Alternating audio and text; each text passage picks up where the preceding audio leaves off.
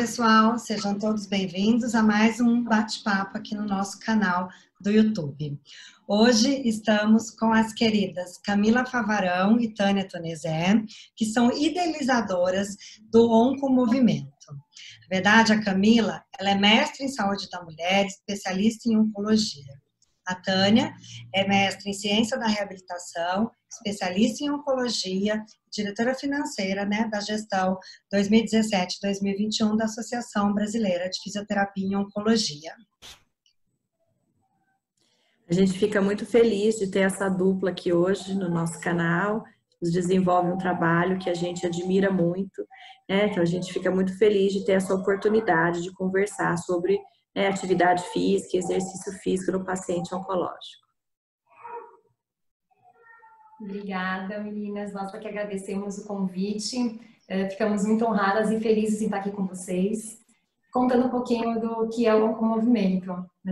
Obrigada, isso eu também agradeço bastante. Estar com meus super colegas aí, que também têm desenvolvido um trabalho muito, muito bacana nessa parte da eletroterapia, enfim. Então, para a gente é um prazer estar aqui com vocês, compartilhando um pouquinho das experiências, Bom, meninas, então conta um pouquinho pra gente o que é a Oncomovimento. Bom, a Oncomovimento é uma ONG, Nós somos uma ONG que tem o intuito de dar informações com qualidade. Inicialmente, nossa ideia era dar informações para os pacientes que não tinham condições de ter essa informação possível na região onde eles moram. E o Oncomovimento ele foi crescendo, A gente está já no ar há 1 ano e meio, só que teve um processo de quase 1 ano para a formatação do Oncomovimento. A gente ficou estruturando ele, projetando ele muito tempo para colocá-lo no ar. Quer falar dos outros braços? Eu acho que a Camila, que foi a primeira idealizadora do Oncomovimento, assim, ela me procurou e falou assim: puxa, Tânia, a gente tem acompanhado, muito de perto tudo aquilo que já se falava nos estudos, Assim, a gente acompanhava muito essa questão, principalmente internacional, de várias evidências que começavam a ser muito robustas com relação ao exercício.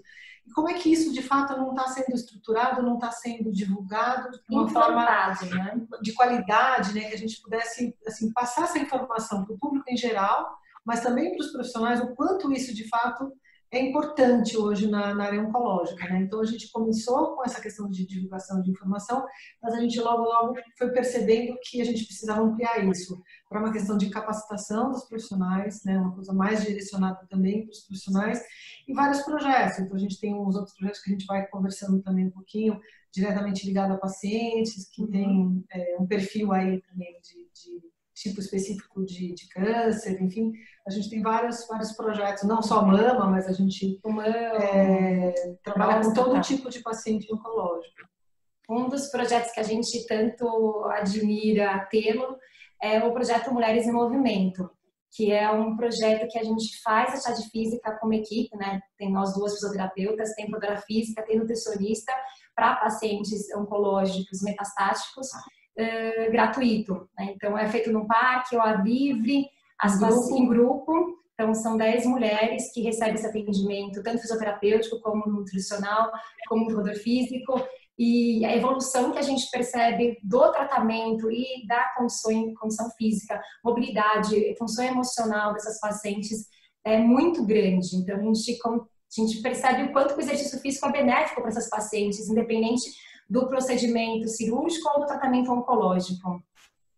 Nossa, a gente fica até arrepiado ouvindo, Como a gente consegue desenvolver um trabalho bacana, assim. E eu acho que a primeira pergunta que a gente tem que fazer é assim: mas o paciente oncológico pode fazer exercício?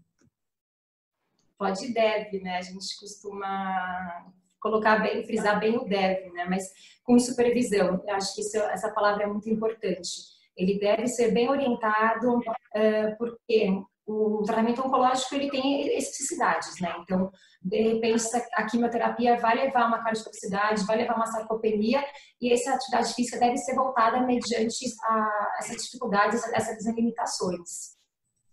Eu acho que é aquilo que a gente vem falando assim no comecinho mesmo do bate-papo, mudou, né? Eu acho que o panorama hoje fez com que assim, várias especialidades entendessem que o exercício ele é importante. Aquilo que a gente falava antes, o paciente oncológico, o paciente que tem câncer, ele precisa repousar, ele precisa poupar, né, assim, energia, não fazer atividade, porque afinal de contas ele vai fazer uma série de tratamentos agressivos, que pode ser uma quimioterapia, que já, muitas vezes já realizou uma cirurgia.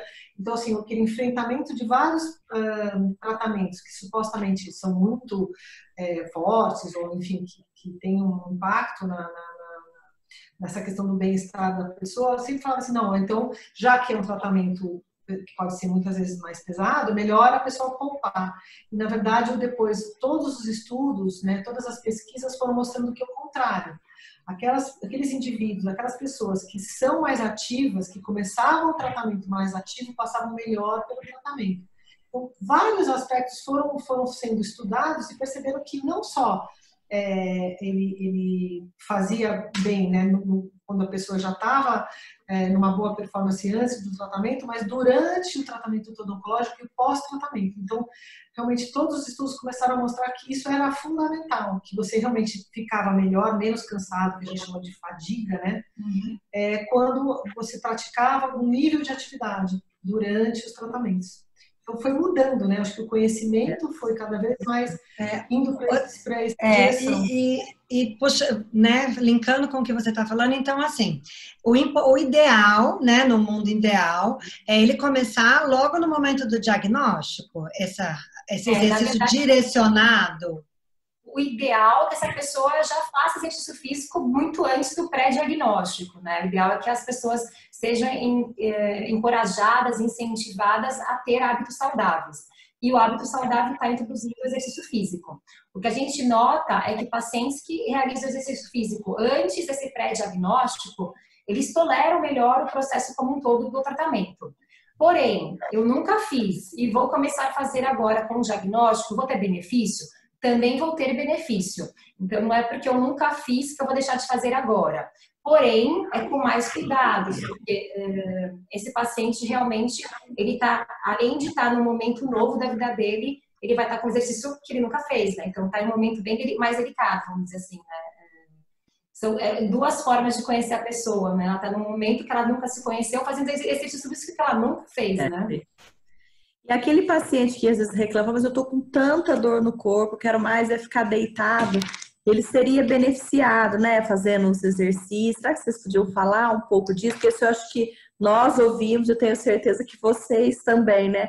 Tipo, não, mas olha, com essa dor no corpo que eu tô sentindo, acho que eu prefiro ficar em casa sem fazer nada. Sim. Quer falar? Pode falar. É a fadiga oncológica, que até a Tânia comentou um pouco antes, né? O paciente, ele demora a acreditar que sair dessa posição de descanso para fazer um exercício físico não vai piorar a dor dele.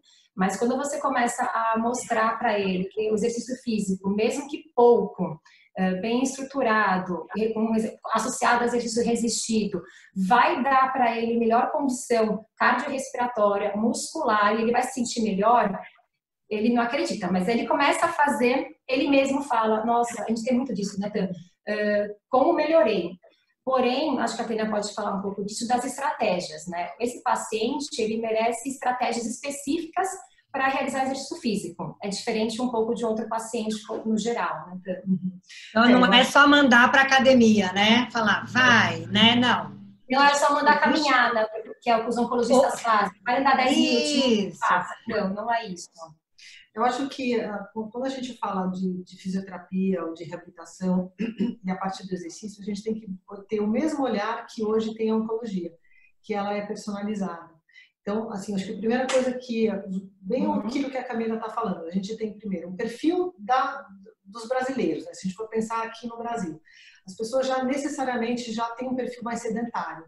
Então, a gente tem um monte de estatística mostrando assim, que a gente meio que acompanha a estatística mundial de grande sedentarismo. Então, 30% praticamente, até mais da população brasileira não pratica o nível de atividade desejado. Quando a pessoa tem então ela já chega ao diagnóstico sedentária. E aí, quando recebe o diagnóstico, você fala assim, bom, agora você não quer nada, você para tudo da sua vida. Então, mesmo aquelas pessoas que já faziam exercício físico, param. E aí cai a sua performance cardiovascular, cai todo o teu nível de energia. Aí você começa um tratamento. Esse tratamento vai exigir mais também da sua energia, de tudo que a gente precisa, né, otimizar isso daí.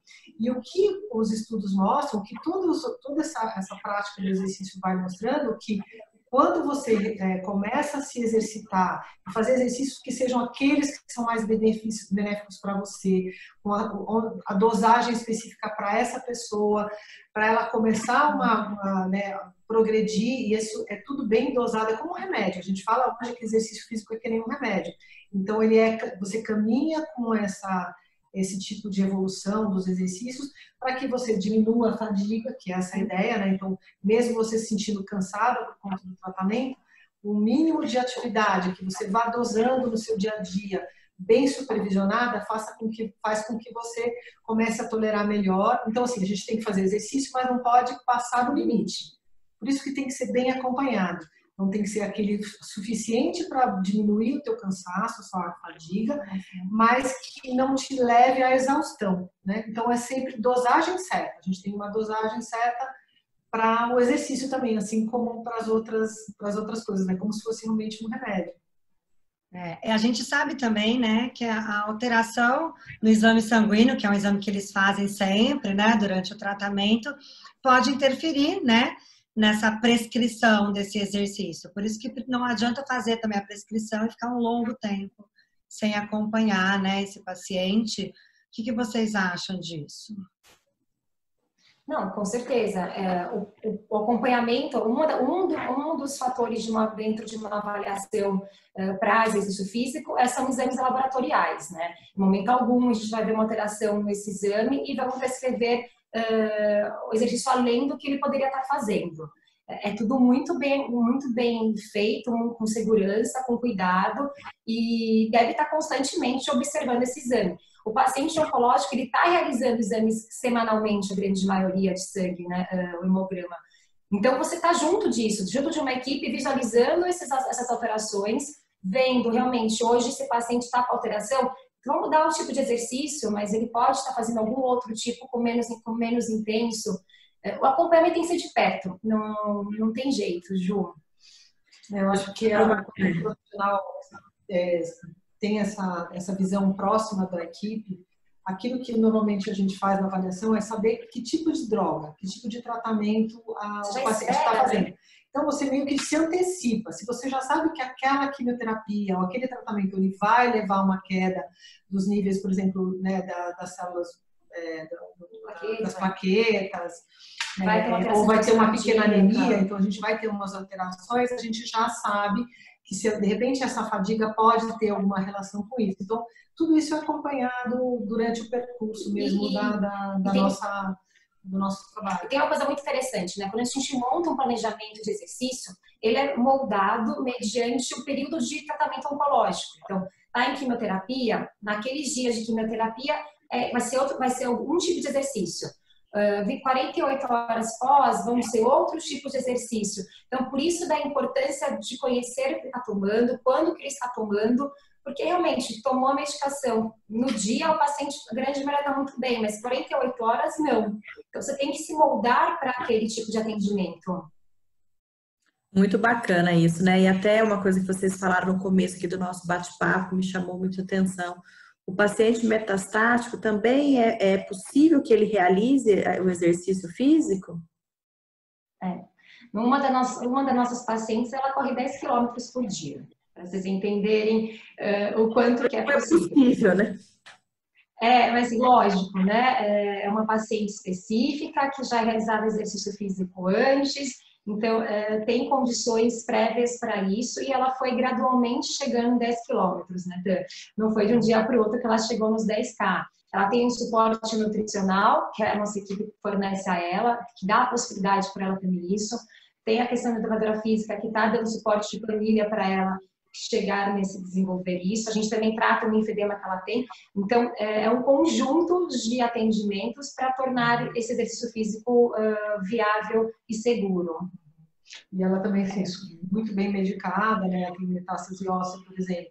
Mas o tipo de metástase dela e o controle que ela está tendo medicamentoso faz com que o exercício, na verdade, potencialize o efeito da própria droga e ela não tenha risco, né? Porque a gente sabe que cada tipo pode, às vezes, ter algum problema nesse sentido. Então, no caso dela, ela não corre risco de nenhum tipo, de algum prejuízo aí para a parte óssea dela, e ela consegue executar e fazer o plano de Tem uma coisa interessante, né, que vocês estão falando também desde o começo, que é a equipe, né? Então, como que o fisioterapeuta que gostaria de se inserir dentro de uma equipe, que trabalha, né, com esse contexto de exercício, o que vocês acham? Qual é o papel do fisioterapeuta, então, dentro desse contexto com o exercício físico?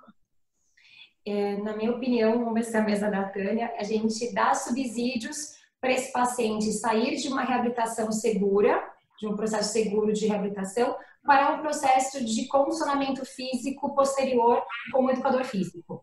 Então, a gente dá subsídio para ele ir para um educador físico, né? Muitas vezes esse paciente está com problemas cardíacos, ele está com uma fadiga muito grande, está com uma sarcopenia, e essa parte de reabilitação cabe ao fisioterapeuta estar monitorando e estar orientando.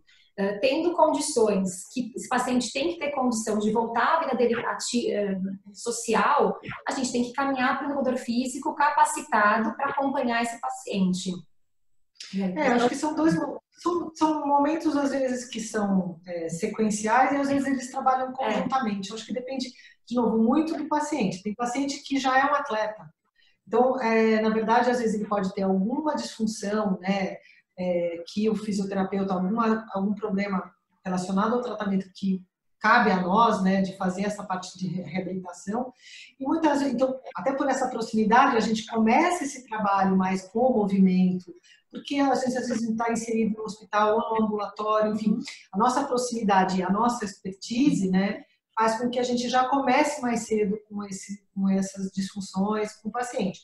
Mas muitas vezes a gente trabalha já junto, né? Então, o ideal é a gente estar trabalhando com o nutricionista, às vezes o psicólogo está junto, tem vários profissionais do TO, enfim, e o educador físico. Muitas vezes o educador físico já está com esse paciente, né, já está fazendo um treino específico, ele já vem acompanhado, então a gente, na verdade, faz uma adequação. A gente trabalha muito junto. Principalmente, na verdade, é o que a gente chama de rede de proteção, né? Onde o nosso paciente é o centro, né? E aí o que ele precisa é agregado e é somado nesse cuidado e nesse caminho, para que ele fique com a melhor condição possível durante e pós. Muito aqui de benefício, né? De como o exercício é bom, de como ele é possível. Mas ele também tem seus cuidados, também tem seus eventos adversos. Eu queria que vocês falassem um pouquinho sobre isso. Sim. Quer falar? Não, de novo, sempre, eu acho que a base para se pensar isso é a boa prescrição, né? Então, se você não fez isso, faz com que a gente pense que a questão mais importante é a avaliação dessa pessoa, desse indivíduo. E essa avaliação passa por todo o histórico, né, pré-tratamento, pré-momento que a gente recebe essa pessoa. Então, pensando assim, essa pessoa, ela pratica, né, exercício físico regularmente, não é uma pessoa sedentária, ela tem comorbidades, que a gente chama, tem uma questão de, sei lá, pressão alta, é uma pessoa diabética, então tem várias coisas que interferem nessa prescrição, né? Então, ela precisa ser bem estudada, precisa olhar essa parte da avaliação com a pessoa, saber o que está sendo proposto de tratamento, ou em que momento ela está no tratamento, e aí realmente isso ser uma coisa bem dosada, principalmente não só aquilo que a gente propõe, mas aquilo que tem a ver com o gosto pessoal do paciente, aquilo que ele acha que faz sentido na vida dele, que é possível. Então, muitas vezes, o melhor não é aquilo que é possível naquele momento. Então, tem muitas questões que a gente precisa adequar.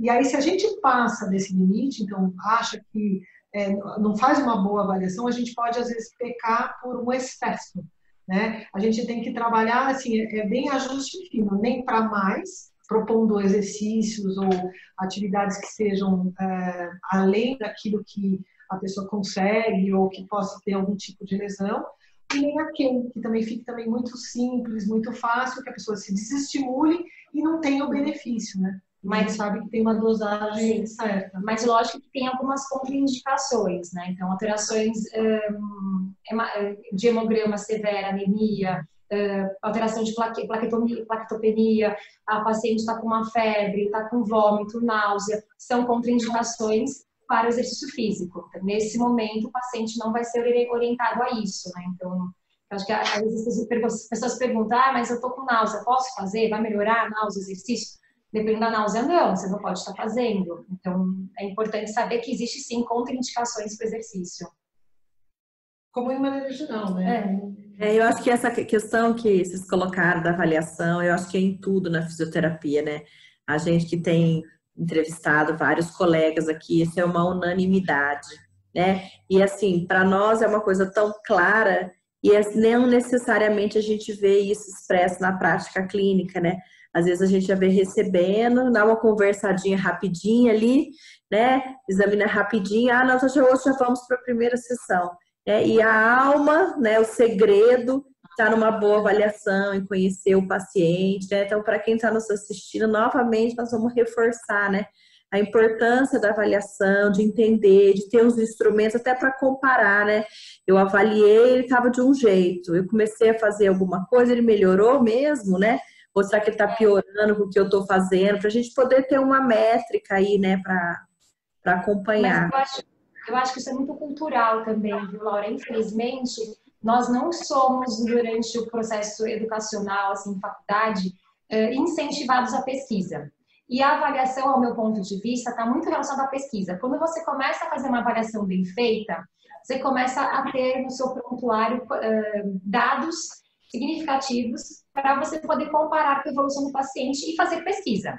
Né? Então, eu acho que isso também é uma questão que a gente reforça muito para os nossos alunos, que faça uma boa avaliação, que ela vai te reverberar em algum ponto de futuras pesquisas. Você consegue ver evoluções tão significativas que fala, poxa, por que não colocar isso no paper, né? Então, eu acho que cabe também nós, profissionais da área, que estão instruindo os alunos, que estão incentivando a educação, orientá-los mais, incentivá-los mais a pesquisar e a partir do princípio de uma boa avaliação. Com certeza, que aí a gente para de achar, né? Eu acho que o exercício faz bem. Não. O exercício deste tipo, nesta frequência, né, faz bem para o paciente, para determinado paciente. Eu acho que isso é muito bacana. O que eu queria perguntar para vocês é o seguinte: os pacientes gostam de fazer exercício ou eles vão lá? Não, tem que fazer, daí eles vão. Quer saber? Eu acho que tem mudado isso. E eu acho que é a forma de se abordar. Porque quando você, na verdade, não deixa claro o porquê que é importante, né? A pessoa precisa ver um sentido nisso. E, mais do que tudo, eu acho que a gente parou de ser um olhar, assim, tão... meio que... estético, né? Não, é assim, um olhar meio que de assim, a gente vai cuidar. Não, na verdade, você é protagonista da sua vida, você é protagonista do seu tratamento, do seu autocuidado. E a gente mostrar o quanto isso é benéfico, o quanto isso vai fazer diferença nesse contínuo da experiência do câncer, né, que ele vai estar passando de alguma forma, mas que isso vai fazer a diferença e que isso é uma coisa que depende só dele. Eu acho que isso já dá uma mudança de olhar. A pessoa fica... Quando você começa a mostrar para o seu paciente o quanto que você pode diminuir recidivas com a prática do exercício físico, ele olha o exercício físico de uma outra maneira. Ele pode até começar o exercício físico reclamando nos primeiros meses, depois ele vai sentir o quanto que é benéfico, o quanto que está fazendo bem, seja em mudanças corporais, como físicas e emocionais, e ele deixa de achar chato, né? Mas, lógico, eu acho que o exercício físico é muito uma questão de educação. Você aprende a fazê-lo e aprende a gostar. Mas tem que fazer para gostar, né? Acho que não tem jeito. E aí eu achei interessante que vocês colocaram, porque eu acho que esse é um dos objetivos da Oncomovimento, né? Mostrar a importância do exercício, e quando a Tânia falou tem mudado, né? Talvez a individualização, a personalização, né, do exercício, né, ele entender que aquele exercício foi prescrito para ele, né? Isso a fisioterapia consegue trabalhar muito bem, também é um fator animador, né? Eu acho que mais do que tudo a questão da informação, você passar uma informação clara, e essa questão do sentido, que ele começa a ver sentido naquilo, a pessoa começa a parar e pelo menos pensar um pouquinho a respeito, né? E eu acho que cada vez mais a gente está, assim, tem uma disponibilidade de informações na internet. A gente fala tão mal, às vezes, do Google, porque você acaba vendo coisa que não tem nada a ver. Mas eu acho que a gente começa a ver coisas muito interessantes. As pessoas estão se apropriando dessas informações. E eu acho que desmistificar. Porque quando você também desmistifica e deixa claro quais são os objetivos, começa aquela coisa assim, mas porque a pessoa tem medo. Se a pessoa tem medo e tem receio daquilo que ela também não conhece, não sabe bem, não é bem explicado para ela, eu não posso, mas como é que eu posso fazer exercício, né? Será que isso não vai fazer mal para mim? Então, tem esse aspecto e a mudança de hábito. A mudança de hábito demora um tempo para acontecer, não é de uma noite para o dia. Não, e em relação a medo, né? A gente sabe que tem alguns pacientes que fazem uso de odds ou de alguns dispositivos por conta, né, de alguma terapia antineoplásica, cirurgia, ou mesmo a quimioterapia ou radioterapia, que levam a algum evento adverso, que levam, então, à necessidade de uma odds ou alguma coisa do tipo. Né? E eu acho que é sempre importante a gente dizer isso, que isso não pode ser um fator limitante, né? Não sei se vocês gostariam de falar um pouquinho sobre isso. Eu acredito que, de novo, né? Por que às vezes é um fator limitante? Por falta de profissionais capacitados a atender esse paciente. Isso nós ainda temos, mesmo com toda essa evolução, como a Tânia falou, nesse processo das pessoas saberem que o exercício físico faz bem, mas tem poucas pessoas esperando esse paciente bem informados, bem capacitados para esse atendimento. Então, infelizmente, às vezes esse paciente chega numa academia que a pessoa nunca teve um contato com um paciente oncológico e vai realmente falar que isso é um fator limitante para ele não fazer exercício físico. Né? Então, né? Por falta de conhecimento. Então, o fator limitante eu ainda acho que é a questão de falta de profissionais capacitados para receber esse paciente oncológico. Sim. Porque muitas vezes falamos, putz, e é um oncológico, será que eu vou fazer? O que eu vou fazer? Eu acho que passa pelo que a Camila falou mesmo, né? Uma formação melhor, as pessoas buscarem informação a respeito disso, os profissionais, né? Porque eles vão se sentir mais seguros também para puxa, será que eu posso indicar esse tipo de exercício? Será que eu posso ir nessa direção? E eu acho que é sempre o conhecimento que é a base para a nossa prática. E quanto às modalidades? O paciente oncológico, ele é contraindicado a alguma modalidade? Ele é proibido de fazer alguma modalidade? Depende, Ju. Se esse paciente tiver uma radioterapia, ele vai ser contraindicado a esportes aquáticos. Então, se esse paciente tiver uma alteração muito grande do sistema imunológico, ele vai ser contraindicado em ambiente fechado como uma academia, mas ele pode fazer num parque. Então, depende muito do paciente que está na sua frente. Na verdade, não existe uma modalidade contraindicada, existe um paciente indicado para uma modalidade indicada. Né? No momento, às vezes. Né? E também, às vezes, não adianta a gente querer insistir para ele correr se ele não gosta de correr. Então, é uma modalidade não indicada para essa pessoa. A gente tem que entender os prazeres dessa pessoa e tentar proporcionar o exercício físico mediante ao que ele gosta. Porque senão ele vai fazer naquele período, você virou as costas e ele parou de fazer. Então, realmente, para ser benéfico, tem que ser duradouro. Não adianta fazer 1 mês, 2 meses. Tem que ser algo que realmente seja introduzido na vida da pessoa e seja contínuo na vida dela. Um tratamento. Tem algum exercício que seja o melhor para ela? Você fala assim, nossa, esse tipo de exercício realmente é o que traz mais benefício ou não? É individual, depende da avaliação? É individual, depende de cada pessoa. Porém, a grande maioria dos estudos, eles fazem em cima de exercícios aeróbicos. O que seriam? Caminhadas ou corridas. Então, o que eles veem para falar do que o benefício, que foi atingido um benefício através de uma caminhada, de uma corrida. Poucos estudos exploram questão de natação ou de bike. Então, o que a gente tem mais evidência, sim, ainda é em caminhada e corrida. Mas ao mesmo tempo eles apontam que, assim, que são importantes as várias modalidades, tanto de força, né, de só trabalhar aqueles exercícios que trabalham força muscular, aqueles que são mais aeróbicos, a combinação disso. Então, na verdade, tem o mínimo de atividade, né, que é sugerida para a população em geral, que acompanha um pouco também no caso da oncologia, né, os famosos 150 minutos que a gente tem que falar, mínimo, pelo né, menos. Pelo menos. E os exercícios de força também 2, 3 vezes por semana, tudo, e os exercícios também de flexibilidade. Então, o melhor dos mundos é você combinar isso.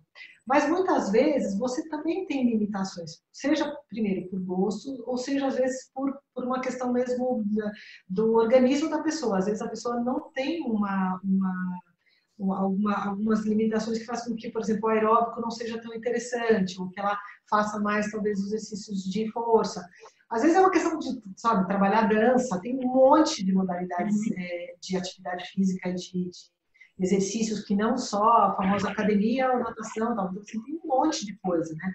E tem tai chi, tem taekwondo, tem, sei lá, tem esgrima, se a gente for pensar, é um mundo de coisas, né? Essa atualização... Simples mexer. Essa última atualização ela foi feita nesse guidelines, porque anteriormente era só prescrito exercício aeróbico, né? E aí esse guideline que saiu ano passado, eles introduziram a modalidade de resistência, né? Exercício programado e resistido, e a questão da flexibilidade e alongamento. Mas que a gente ainda vê que não é uma rotina ainda, né, das pessoas, né? Elas acham que elas têm que escolher ou a musculação, né, entre aspas, né, exercício resistido, ou o exercício aeróbico. E não, tem que ser a junção dos dois. E nesse guideline, está especificado alguma coisa de tempo, Camila? Ou não? Um mínimo de 150 minutos, a 300 minutos para a gente pensar em termos de prevenção e recidiva, mas se a pessoa realmente conseguir fazer mais do que isso, eles pedem para você fazer. Eles também preconizam a questão da alimentação, os hábitos de vida saudáveis, né? Então, diminuir, sim, a ingesta de carnes, de bebidas, de açúcares refinados, de farinha branca, consumo de álcool, para ter realmente um benefício melhor para o exercício físico e para a recidiva e recorrência. E a intensidade? A intensidade tem que ser moderada, moderada a intensa. O que é isso, né? As pessoas perguntam muito para a gente, o que é uma intensidade moderada? É você não conseguir, para você falar uma frase, você fica ofegante. Então, você está andando, está lendo uma frase tranquilamente, está na leve. Começou a ficar um pouco mais, começou a ficar ofegante, você está mudando de intensidade. Aumentou a frequência. Aquilo que faz você suar, que altera a tua... É que às vezes as pessoas não conseguem perceber o batimento, elas têm dificuldade, né? Mas você começa a transpirar, você começa a ter alteração de fôlego, isso que você mudou de intensidade. Ótimo. Então, pessoal, vocês viram que o exercício é muito importante, né, para o paciente oncológico, e o fisioterapeuta está inserido dentro deste contexto desde sempre, né? Eu acho que o movimento é uma das nossas bases, né? Então, eu quero agradecer a presença de vocês aqui. Presença virtual, né? Mas a presença. Eu quero. Tem um amigo meu que fala e-meeting, eu falei, é isso mesmo, né? Um e-meeting. Então, muito obrigada. É uma honra. Para quem quiser procurar o Oncomovimento, né? Elas têm o Instagram, a gente vai colocar na descrição aqui do vídeo. Tem o site também, né? Sim. Tem o site. Então, eu queria agradecer imensamente a contribuição que vocês trouxeram para o nosso canal. Imagina, obrigada. A gente agradece muito também a oportunidade de estar com vocês aí. 30 minutos é pouco, Ju, tem que falar mais. Rápido, né? Bem, gente, para quem gostoso falar sobre com certeza, né? Ficou aí, né, esse recado, essa dica, né, da necessidade do movimento, da necessidade de se mexer, do benefício do paciente oncológico, né? Eu espero que vocês tenham gostado, que vocês fiquem animados para estudar mais e mais sobre isso e beneficiar nossos pacientes. Tânia, Camila, nosso muito obrigado de coração. Um abraço para vocês e até a nossa próxima bate-papo no canal do YouTube da Eletroion.